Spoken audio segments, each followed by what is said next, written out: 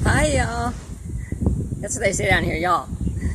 This is CJ, Dr. Goddess on Love and Life, and I wanted to come talk to you today about wisdom. The new world, we've been hearing about this new world that was coming. Honey, it's not coming. It is here. We are living in the new world. Animals talk, trees sing, and life is vibrant. If you're not seeing the new world, if you're not seeing the new paradigm, I want to say, baby, it's time to check yourself. You may not be where you think you are if you're not seeing the new world all around you. I woke up this morning to a great dialogue with a friend, and to hear discussions of what is. So maybe it's time to have a little check-in. I have 3 little things that you might want to consider if you're not seeing the new world, if you're not existing in this new paradigm. The first one I want to ask you about is, what flavor is your wisdom? How do you need wisdom to be packaged for you? Many of us were raised on ancient wisdom.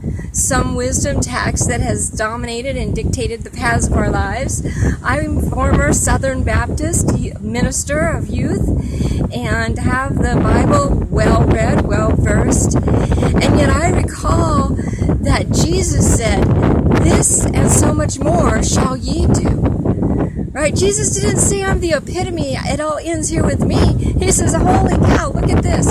See these miracles I'm creating? You're going to do this, and you're going to do more, much, much more. He also said the kingdom of heaven is within you. He didn't say it was some paradise out and beyond us. He said it was right here inside of us.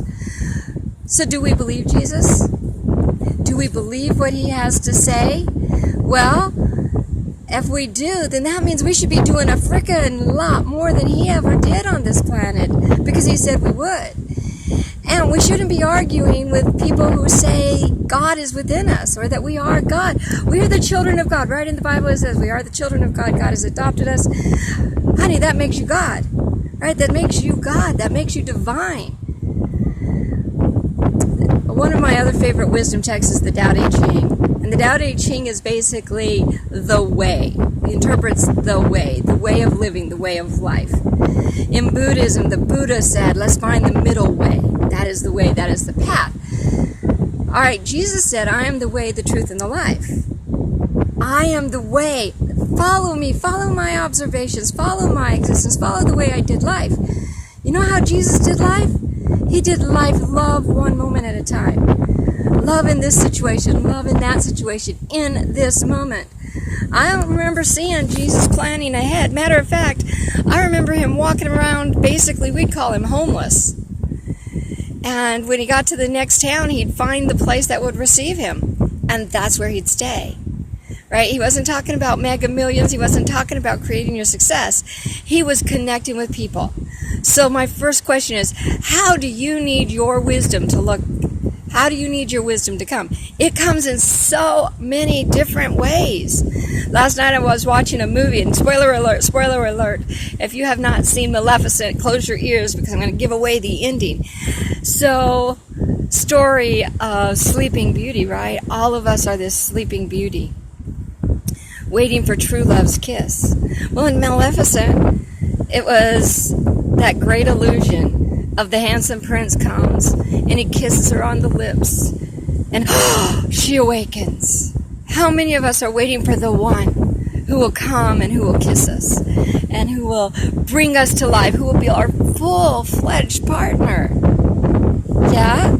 Well, in Maleficent, guess what? The prince's kiss didn't work. He wasn't Mr. Magnificent that brought her to life and to love. Instead, it was the broken, wounded, evil Maleficent, whose tears at the loss of Aurora fall on her face as she kisses her head. Again, we don't need the kiss on the lips, right? She kissed her on the head. And suddenly Aurora awakens. She awakens to this new reality in which she finds that her earthly father is actually a villain. And at the end it says, Maleficent discovered of herself that she is neither evil nor good, but she is both fully integrated, dark and light. Babies, that's who we are. We are dark and light. And if we can't live our darkness, if we can only live our light, we are still asleep. We are still in that dreamland. We will not see the world around us vibrantly like that. So that was tip and question number 1. Later in the day, you'll get 2 and 3. But how do you need your wisdom to come? Maybe it comes in a rock and roll song. Maybe it comes through some jazz.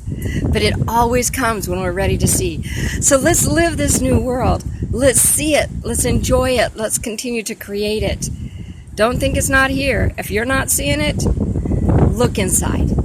Love you, love you. Celebrate your magnificence. In fact, celebrate your maleficence, right? That's that magnificence and that evil side put together, Maleficent.